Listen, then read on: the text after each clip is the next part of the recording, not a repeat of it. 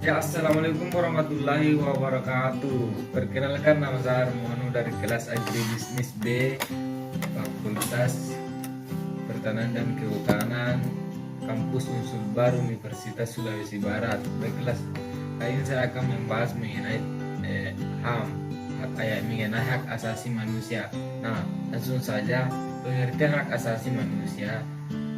Hak asasi manusia adalah hak dan kebebasan fundamental bagi semua orang tanpa memandang kebangsaan, jenis kelamin, asal kebangsaan atau etnis, ras, agama, bahasa atau status lainnya. Nah, hak asasi manusia mencakup hak sipil dan politik seperti hak untuk hidup, kebangsaan dan kebebasan berekspresi. Selain itu, ada juga hak sosial, budaya, dan ekonomi, termasuk hak untuk berpartisipasi dan kebudayaan, hak atas pangan, hak untuk bekerja, dan hak atas pendidikan. Nah, hak asasi manusia dilindungi dan didukung oleh hukum, perjanjian internasional dan nasional. Nah, Deklarasi Universalitas Hak Asasi Manusia atau disebut UDHR adalah dasar dari sistem internasional untuk perlindungan hak asasi manusia. Deklarasi tersebut diadopsi oleh Sidang Umum PBB pada 10 Desember tahun 1948 untuk melarang kegerian Perang Dunia Kedua agar tidak berlanjut. 30 pasal UDHR menetapkan hak sipil, politik, sosial, ekonomi, dan budaya semua orang. Ini adalah visi martabat manusia yang melampaui batas dan otoritas politik dan membuat pemerintah berkomitmen untuk menghormati hak-hak dasar setiap orang. UDHR adalah pedoman di seluruh pekerjaan Amnesty Internasional. Makna hak asasi manusia. Dua nilai kunci menjadi dasar konsep hak asasi manusia. Yang pertama adalah martabat manusia dan yang kedua adalah persamaan hak asasi manusia. Sebenarnya adalah definisi percobaan dari standar dasar yang diperlukan untuk kehidupan yang bermartabat. Universitas mereka berasal dari keyakinan bahwa orang harus diperlakukan sama. Kedua nilai kunci ini hampir tidak kontroversial. Untuk itulah sebabnya hak asasi manusia didukung oleh hampir semua budaya dan agama di dunia. Orang-orang pada umumnya setuju bahwa kekuasaan negara atau sekelompok individu tertentu tidak boleh, tidak terbatas atau sewenang-wenang. Tujuannya harus menjadi yurisdiksi yang menjunjung tinggi martabat kemanusiaan semua individu dalam suatu negara. Hak asasi manusia berapa karakteristik khusus. Yang pertama, hak asasi manusia berlaku sama untuk semua orang. Hak asasi manusia bersifat universal. Hak itu selalu sama untuk semua orang di seluruh dunia. Anda tidak memiliki hak asasi manusia karena Anda adalah warga negara tertentu, tetapi karena Anda adalah anggota keluarga manusia. Ini juga berarti bahwa anak-anak dan orang dewasa memiliki hak asasi manusia. Hak asasi manusia tidak dapat dicabut. Anda tidak dapat kehilangan hak ini, sama seperti Anda berhenti menjadi manusia. Hak asasi manusia tidak dapat dipisahkan. Tidak ada yang dapat mengambil hak karena hak tersebut kurang penting atau tidak esensial. Hak asasi manusia saling bergantung bersama-sama. Hak asasi manusia membentuk struktur yang saling melengkapi. Misalnya kesempatan Anda untuk berpartisipasi dalam pengambilan keputusan lokal secara langsung bergantung pada hak Anda atas kebebasan berekspresi untuk berserikat, atas pendidikan, dan bahkan untuk memenuhi kebutuhan hidup. Nah, hak asasi manusia adalah cerminan dari kebutuhan dasar hidup. Tanpa hak asasi manusia, seseorang tidak dapat menjalani kehidupan yang bermartabat. Melanggar hak asasi seseorang berarti memperlakukan orang tersebut seolah-olah dia bukan manusia. Mempromosikan hak asasi manusia berarti menuntut agar martabat manusia semua orang dihormati.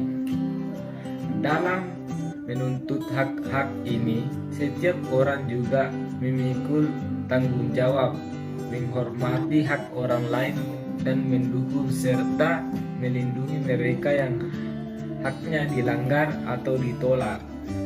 Dengan mengambil tanggung jawab ini, Anda menunjukkan solidaritas dengan semua orang lain. Nah, yang kerangka hak asasi manusia. Nah, kerangka hak asasi manusia. Sepanjang sejarah, masyarakat telah mengembangkan sistem keadilan seperti Magna Carta 1215 atau Deklarasi Hak Asasi Manusia Prancis. Namun, tidak satupun dari prekursor instrumen hak asasi manusia ini yang mencerminkan konsep fundamental bahwa setiap orang berhak atas hak tertentu hanya demi kemanusiaan mereka.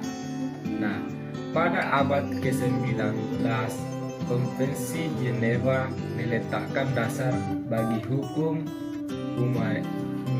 humaniter internasional dan organisasi perburuan internasional membuka konvensi untuk melindungi pekerja. Nah, setelah masa penjajahan dan Perang Dunia Kedua, muncul suara-suara di seluruh dunia tentang standar hak asasi manusia untuk memperkuat perdamaian internasional dan melindungi warga sipil dari pelecehan oleh pemerintah. Suara-suara ini memainkan peran penting dalam pendirian Perserikatan Bangsa-Bangsa pada tahun 1945. Hak untuk semua anggota keluarga manusia pertama kali ditetapkan dalam Deklarasi Universal Hak Asasi Manusia (UDHR), salah satu inisiatif pertama dari Perserikatan Bangsa-Bangsa yang baru dibentuk. Ke-30 pasal ini bersama-sama membentuk pernyataan yang komprehensif dengan hak ekonomi, sosial, budaya, politik, dan sipil.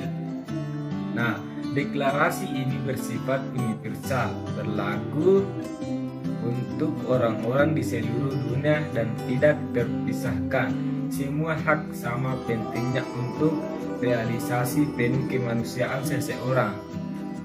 UDHR adalah sebuah pernyataan memang benar sekarang ini suatu hukum kebiasaan internasional, tetapi karena itu adalah pernyataan, itu hanya menyeratkan seperangkat prinsip yang menjadi komitmen negara-negara anggota Perserikatan Bangsa-Bangsa dalam upaya untuk menyediakan kehidupan yang bermartabat bagi semua orang. Agar hak asasi manusia ditentukan dalam deklarasi dapat ditegakkan sepenuhnya secara hukum, mereka harus ditulis dan di dokumen yang disebut perjanjian untuk alasan politis dan prosedural. Hak dibagi menjadi 2 perjanjian terpisah, masing-masing menangani kategori hak yang berbeda. Nah, Konvenan Internasional tentang Hak Sipil dan Politik (ICCPR) menetapkan hak-hak khusus berorientasi kebebasan yang tidak boleh diambil oleh negara dari warganya seperti kebebasan berekspresi dan kebebasan bergerak. Nah, Konvenan Internasional tentang Hak Ekonomi, Sosial dan Budaya (ICESDR) mengatur pasal-pasal dari UDHR yang mendefinisikan hak individu untuk menentukan nasib sendiri dan hak atas kebutuhan dasar seperti makanan, tempat tinggal, dan perawatan kesehatan yang harus disediakan oleh negara sejauh mungkin. Majelis Umum PBB mengesahkan kedua konvensi tersebut pada tahun 1966. Sejak diadopsi pada tahun 1948, Deklarasi Universitas telah menjadi dasar bagi 20 perjanjian utama hak asasi manusia bersama-sama. Ini membentuk kerangka hak perserikatan bangsa-bangsa. Nah, perjanjian hak asasi manusia utama perserikatan bangsa-bangsa adalah yang pertama itu Konvensi tentang Pencegahan dan Hukum Genosida 1948. Yang kedua, Konvensi Internasional tentang Status Pengungsi 1951. Yang ketiga, Konvensi Perbudakan 1956 dilengkapi dengan Protokol 1953. Yang keempat, Konvensi Internasional tentang Penghapusan Segala Bentuk Diskriminasi Rasial 1965. Yang kelima, Konvenan Internasional tentang Hak Sipil dan Politik 1966. Yang keenam, Konvensi tentang Ketidaklakuan Batasan Hukum terhadap Kejahatan Perang dan Kejahatan terhadap Kemanusiaan 1968. Dan yang ketujuh, Konvensi Penghapusan Segala Bentuk Diskriminasi terhadap Perempuan 1979. Dan yang kedelapan, Konvensi menetapkan penyiksaan dan perlakuan atau hukuman yang kejam, tidak manusiawi atau merendahkan martabat tahun 1984. Kedelapan, Konvensi Hak Anak tahun 1989. Konvensi Internasional untuk Perlindungan Hak Semua Pekerja Migran dan Keluarganya 1990. 9. Konvensi Hak-Hak Penyandang Disabilitas 2006. Selain PBB, organisasi global, ada juga organisasi regional yang juga mengembangkan instrumen HAM. Perjanjian Hak Asasi Manusia Regional ini dirancang untuk memperkuat perjanjian PBB yang tetap menjadi kerangka kerja dan standar minimum di semua bagian dunia.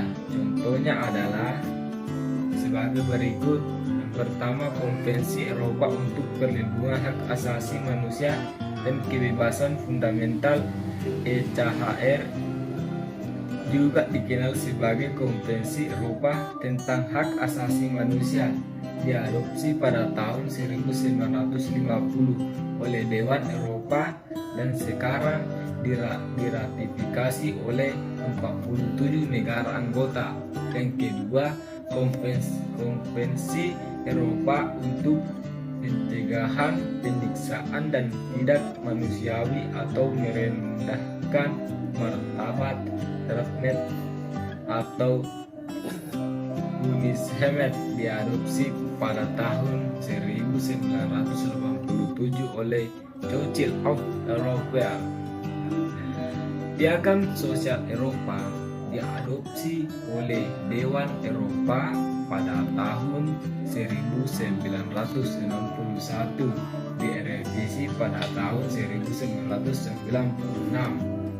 Konvensi Amerika tentang Hak Asasi Manusia diadopsi pada tahun 1969 oleh Organisasi Negara Amerika OAS dan berlaku untuk pemerintah yang telah sertifikasi di Amerika Utara, Tengah, dan Selatan. Ya, baiklah, mungkin itu saja yang dapat saya jelaskan mengenai materi hak asasi manusia. Lebih dan kurangnya mohon dimaafkan. Saya akhiri dengan ucapan Assalamualaikum warahmatullahi wabarakatuh.